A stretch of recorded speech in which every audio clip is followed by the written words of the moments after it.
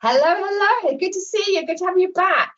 My very special guest today is the gorgeous Heidi Brown. Now, Heidi is a chiropractor, she's a business owner, and she's a coach.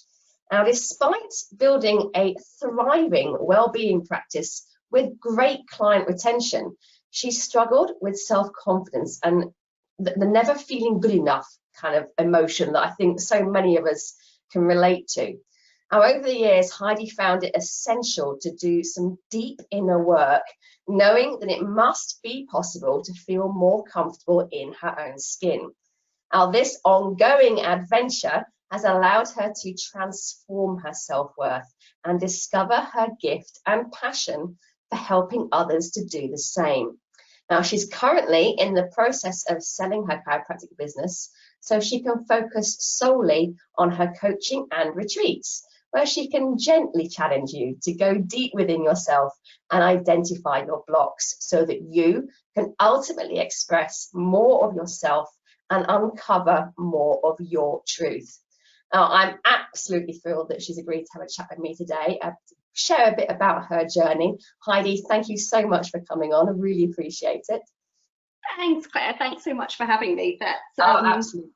excited to be. Good fun. Good fun. Right, so just to get going, tell us a little bit more about yourself and your journey, how you got to where you currently are. Yeah, so I've been a chiropractor now for 14 years, and I knew really quite young, from 15, 16, that is what I wanted to do. So life has been all around chiropractic, working as an associate, and then I've been running my business now for 8 years. So that has been lots of fun, tons of challenges. And the last 2-3 years, I have just been more and more pulled towards the coaching work that I'm doing. And for a little while, I thought, I'm sure that I can do both. I can keep the practice running, I can set up the coaching business. And about a year ago, I just thought, no, I can't do both things well. And it just feels like, even though I love the chiropractic, so it's difficult to leave something that you love, but I just feel even more drawn to the coaching. So that's where I'm about to put all of my focus. Fantastic. So what drew you to the coaching in the first place? How did you discover a passion for it? Yeah, so it was really when it all gets a little bit personal, but it was when I got divorced, actually, that I just thought, there's something missing in me. It's the thing that really forced me to think I need to look more at myself and who I am. I think up until that time, I had been hiding for a long time under I'd been with my boyfriend and then husband for 10 years, and I had just been hiding under him and his personality as a way to not really deal with myself. And when that all fell apart, I thought, right, I've just got to get this sorted.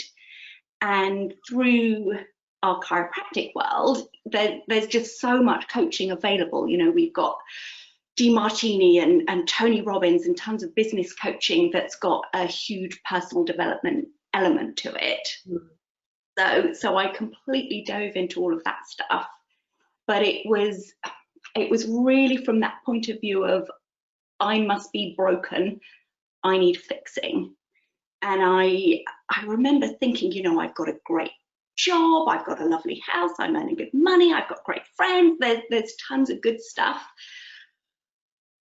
But just, I'm missing that tiny puzzle piece that's going to fix me and make me feel better, and it's going to fill the hole. Yeah. So I years of that, which isn't particularly healthy and didn't work. And I was lucky enough to find out about a retreat. I went and did a week-long retreat in Ireland called Brave Soul. And that then shifted everything for me. And that's the bit that made me shift, or the start of that process. And that's what also started me thinking, I think I have a real gift here as well. I think this is what I want to do. Yeah, fantastic. I think Philip McCunn needs to start paying me dividends, because I've had Melissa on as well, Melissa Sanford. And Brilliant. So Melissa and I on the same year. Yeah, and it's been for both of us, it's been a big shift. And Melissa and I actually run one of our retreats together as well. Okay, good. Just tell us a little bit more about that. That sounds really interesting. So it's called the Clarity Reset, and it's a couple of days that we take people into a beautiful space and really go deep into uncovering who they are, why they are the way they are, and really dig into that process. And then from that deeper grounding and understanding, we're then able to come up with they're able to come up with a plan of where they want to go. We tend to focus on the next year, but sometimes it gets much bigger than that, of where they want to go from that now really deep aligned place, rather than, oh, I'm seeing this person doing this, I want to copy it, or, oh, my mum's voice is telling me this, I better go here. It gets much more authentic and real to come up with a plan of where to go. That's really good. Thank you for being so honest a bit earlier about how you got into finding out a bit more about yourself, because I suspect there's a lot of people sort of nodding along with that. I know I was, where you've found yourself in a certain situation for so long, and then all of a sudden it changes and you're left kind of naked on the beach almost, and it's it's like, shit, now what? Yeah. So it can be so completely exposing, can't it? And it's incredibly painful, but it's also the biggest gift I think we have if we choose to take it. Yeah, absolutely, absolutely. It's fantastic. So that was really the sort of catalyst for getting into your coaching work. So what's the sort of person, what's your kind of ideal client? Who do you love working with? Really, it's anyone that is ready to do the work. In terms of my avatar of who we're looking to work with, when I've done the exercises and gotten really specific around that, and it's essentially me 2 or 3 years ago. But that ultimately that's who I think about. But when I really look at my current coaching clients, I coach a lot of men as well as women, and the ones that I love working with are the ones who they've been through enough shit, and they're just ready. There's not the ego and the pretending going on. They're just ready to get right in there and get to it. Yeah. What I see my job with coaching, I think there are a lot of coaches where they're maybe telling you what to do and follow this blueprint and this worked for me, and that isn't how I work at all. I'm much more, it's around really first and foremost holding a really safe space for people where they can show up, be seen and be heard, which often it's the first time that's really happened for someone. It's amazing in that first session, the tears so often come when you just create that space. And I think when you've got someone impartial, I don't mind if someone chooses this or chooses that, you're completely impartial. You're able to really hold a really sort of the highest vision for someone that you can find. And in that space, then you can ask some sometimes difficult, sometimes challenging questions to really uncover why someone is the way they are. What are the roadblocks? What are the things holding them back? And when you can shine a light on those things, it actually becomes very easy to make a change and have growth and figure out what you want. So that's that's what I love to do with people, and people need to be willing and able to dive into that. If you're looking to be fixed, if you're looking for me to say, oh, this is what you need to do and here's the 10-step plan, while sometimes I know we want that, you can just Google that and come up with an answer. You don't need a coach for that, in my opinion. Yeah, I agree. Yeah, that's brilliant. And with the people you've worked with, and obviously you've obviously done work on yourself and experienced great success with yourself. And something I've noticed with people is, you might find the same, it's actually getting the courage to say, do you know what, I need some help. There's something a bit, it's, I like you said, I feel like I need to be fixed in some way, and it's kind of explaining something, you're not broken. Let's just look at it a slightly different way. You have it all inside you. It's just bringing that up. But the very first step is the acknowledgement, and I want to change. That's the real sort of, I'm sure you've seen it a lot of times. 100%. And interestingly, I think much more with women than with men. Yeah. Just the fact that they have created some space for themselves and spent some money on themselves, almost that on its own, the healing process starts to happen. So often when I work with people, it's the first time in years that they've placed enough value in their own skin to show up for themselves in that way. Yeah. What's the most common sort of issue you see with people when they come to the main sort of things that are holding them back? Yeah, so what they come with can be so varied. It can be, because I'm in the process of selling my business, I seem to be attracting a lot of people who are either selling their business or want to be selling their business. So that it's funny how that happens. I work with high-level entrepreneurs who are looking to make changes in the way they coach their teams, or the way they want to exit their business, or all these sorts of things, to housewives who maybe their kids have just left home and they're feeling lost. Like, it's completely varied what people show up as. But I think when we get to the deep nitty-gritty of it, like the root cause of that in everyone that I've worked with so far, it has ultimately been a deep lack of trust in themselves, and a lack, as cliche as it sounds, a lack of self-love and self-worth. Yeah. It's and I've mentioned this before, having done a lot of all-female retreats, both as a participant and as a someone doing workshops and stuff. It does get to be the same. It'll come at you from different angles, but when you really get down to it, it's the I'm not good enough syndrome, which is, it's heartbreaking, but at the same time so relatable, because you still get it. I mean, people tend to assume, I'm talking for myself, I'm not talking for you here, I don't know, but certainly for myself, people tend to assume, oh well, look at you, you're doing well and you're confident and whatnot. I suffer frequently from bouts of, oh God, what am I doing? I'm not good enough to do that. And it's just knowing the tricks and having the tools to talk yourself out of it, almost, because it is a conversation with yourself, really, isn't it?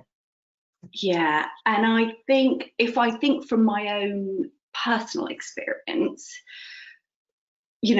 now 100% I'm terrified of something I'm doing most days, even just on the interviews, that's pretty scary. You get oh, this is a little bit scary. Or you have to have a difficult conversation with a client, or you need to let one of your team go. There are a million things that come up that are scary. Yeah. But I think before I had done the work on myself,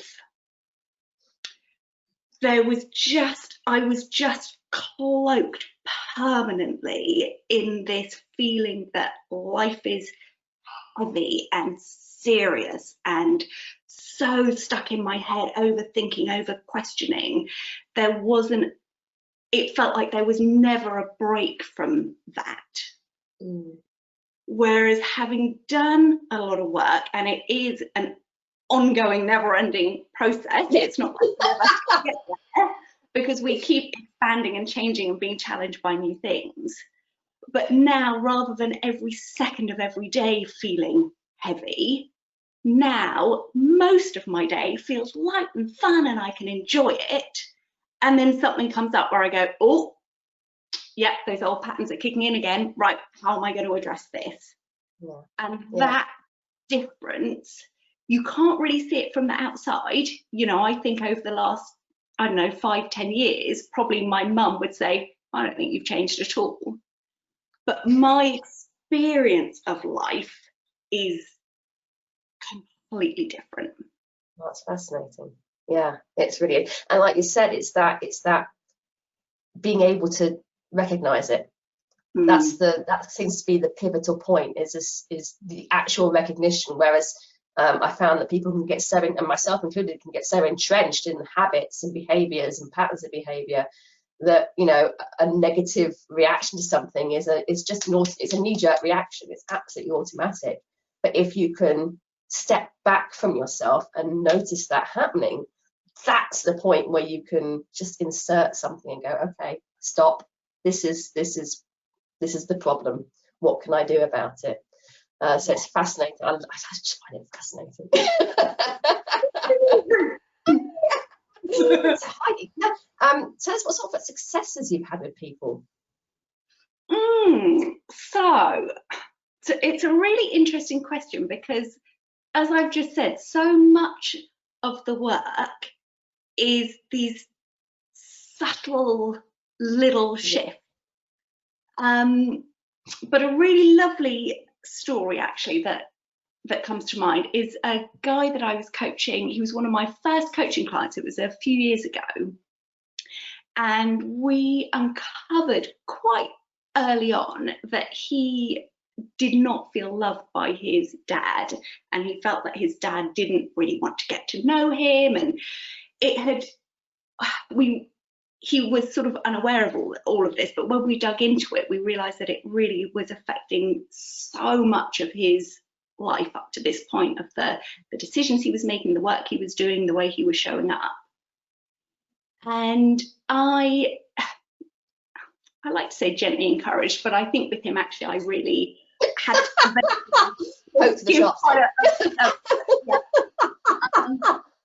to actually have a conversation with his dad about it, which he did, and they had a beautiful conversation. He got beautiful insights into why his dad was the way he was, and that then sort of trickled down to the way that my client had been fathered. And that in itself for him really started to transform things. But what I discovered just more recently, at the start of the year, was that his dad actually passed away 6 months after they had had that conversation. And my client, whilst of course he was devastated and grieving, he felt so much peace around it all. And he got in touch and he said, look, if I hadn't have had that conversation with him, I would be carrying all this upset, and does he love me, and all these unanswered questions. And for him to feel that peace was beautiful for me. That's the feels right there. I love that. Oh, amazing. It is. And some people, I think, sometimes think that if you go to a coach, you can expect this massive change in life, this massive huge shift, and suddenly everything will come into focus. But like you say, it tends to be more the little tiny shifts that you build on each time, that then it's like until you kind of get to that tipping point, a bit like the chiropractic adjustment. You keep building on each other, and then you get to that tipping point where it just goes whoop. But I definitely a few this. Sorry, go on. And suddenly, as you say, you get to that bit and it just whoosh, everything. Yeah, So, yeah, suddenly, yeah, it's amazing. Yeah, but I don't know if you've had this, but I've noticed it, because you have the small incrementals and then the big shift. It's almost as if the big shift isn't recognized as much because things have changed subtly all the way up to that point, and then you kind of go, well, oh, well, do you remember when it was like this? I'm like, no, not really. You're like, oh, okay. yeah, it's so interesting. With a lot of clients, like it depends what shows up as to whether I do this, but often in the first session I'll get them to rate out of 10 where they are on a number of different things. And after we've worked together for maybe 3 months, I'll go back and ask those same questions. And the difference in the scores, and I'll say, gosh, do you remember you used to feel like this? And they're like, did I? Oh my God, you're right. Yeah, it's incredible. Yeah, I love that. I love that. And sometimes I'm just thinking, actually, because so much of it is that little work, but we do sometimes. I had a client just on Monday who was a much more dramatic example, which was really cool. He got on the call and he was like, right, I've decided I've got these 4 projects that are just waiting for a cash injection to get them off the ground. I'm going to sell my shares. I'm going to do this. Like, it was such high energy and excitement. And within about, I don't know, 5 or 10 minutes, we'd uncovered that him selling his shares meant that he was losing his financial security for the rest of his life, which probably wasn't ideal. These 4 projects, which were and are exciting, really what he was missing, if we look at the 6 human needs, is he wanted more love and connection. And we realized that actually, if he just reached out to a few friends more regularly, that need would be met. He didn't need to sell his life shares, work. I don't really understand what any of that means, but he needs all that financial security, create huge complexity in his life by really building these 4 businesses. He just needed to reach out to a few friends. That's and incredible. That doesn't mean he might not start those 4 businesses. He'll finance it in a different way, but maybe those are, we've got some more work to do on this, maybe those are hugely aligned to what he wants to do in the world.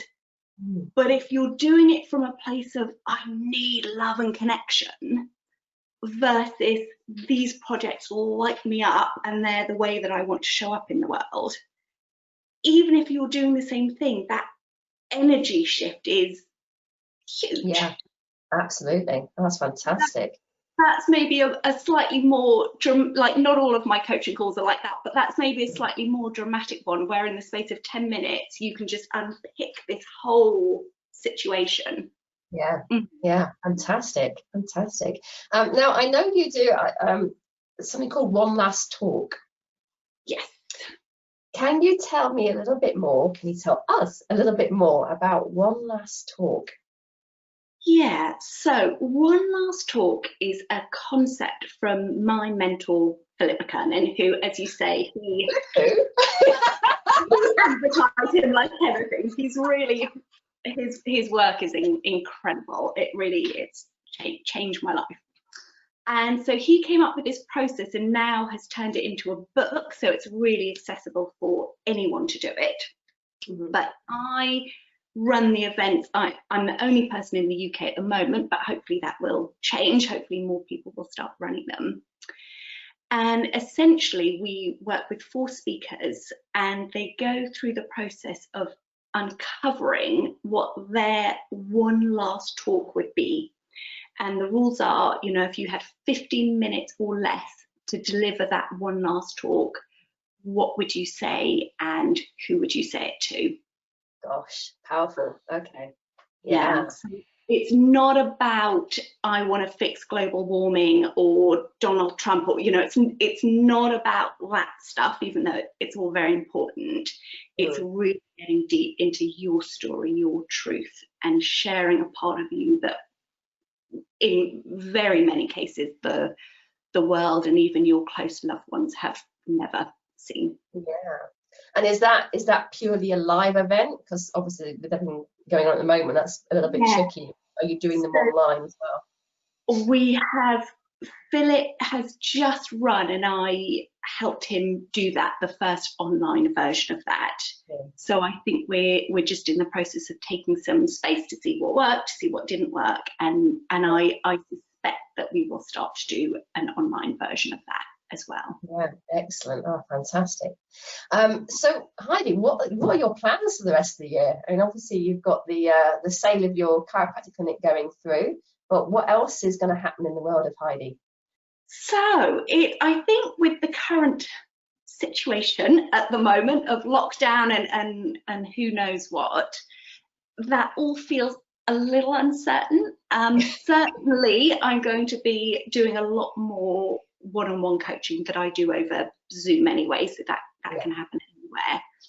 And as soon as I'm able to, I really want to start running more retreats. Melissa and I have one coming up at the end of the year, which we are expecting we'll be able to do by then. And probably into the start of the next year, I'll start running some more myself as well. Fantastic, fantastic. And where can people go to find out either a little bit more about yourself, or to contact you regarding coaching, or something about the one last talk or the retreats? Where can they go for that? Yeah, so if you go to my website, which is heidibrown.co.uk, that is an easy place to find out about more of what I do and to get in touch. And also I have a Facebook page, which hopefully you can share some links. I have no idea what that is. I think it's Heidi Brown Coach. Technical bit. And that's a really good way to find me. I certainly, whilst I'm in the process of still selling the practice, I'm sporadically on there a lot and then off there for a bit as life has its ups and downs. But soon I'll be a much more consistent presence there as well. Excellent. And I know you do some great lives as well, so I would recommend people definitely go on and check those out. They're brilliant. So just before we finish, Heidi, what advice do you have for someone who's perhaps feeling like they're not good enough or not confident enough in some way? Is there any kind of little tips or tools you can recommend? So it's a really tricky question, because ultimately I think nothing replaces really doing the deep inner work on yourself. You know, there isn't a quick fix to that, I don't think. I think it is a wonderful starting place to follow people like Philip McKernan, Brené Brown. You know, they've got podcasts and books and getting that quickly. Well, people are already doing that if they're here, I hope. So definitely I think those are great ways to start to open you up to this kind of work. But one of the things that I do, which I find really useful as a way to just build awareness around how I talk to myself. I think I certainly, you know, just beat the crap out of myself on a regular basis of all of the same, whether it's the really big, like, you're not good enough, you're not clever enough chat, or whether it's, you know, I'm a bit of a chocoholic, whether it's like, oh, for goodness sake, why did you eat that? You know, whatever it is, it can be anything. We all are so mean to ourselves. And there's that saying, isn't there, around if you spoke to a friend the way you spoke to yourself, you wouldn't have any friends left. Yeah, they punch you on the nose. Yeah. I think something that's quite useful to do is if you can just notice when that voice, that critical, nasty voice kicks in. And if you notice when that happens, rather than going into your usual few seconds or few minutes of beating yourself up, if you instead imagine that your friend has just come to you with that problem, or they've done that thing and they're upset about it, speak to yourself the way you would speak to a friend, and you will feel self-compassion and kindness and love, which is so different from our usual inner voice. I think that is quite a nice starting point to get some awareness around how you are with yourself. Yeah, I love that. That's a great tip. Thank you very much. I'm definitely stealing that one. So Heidi, thank you so much. It's been an absolute pleasure having you on. I really appreciate your time on being here. And thank you. I've loved the opportunity, and it's always so much fun to chat with you. So thank you so much for having me. Awesome. Wonderful. Cheers, Heidi. Have a lovely rest of the day. Take care. Bye-bye. Bye.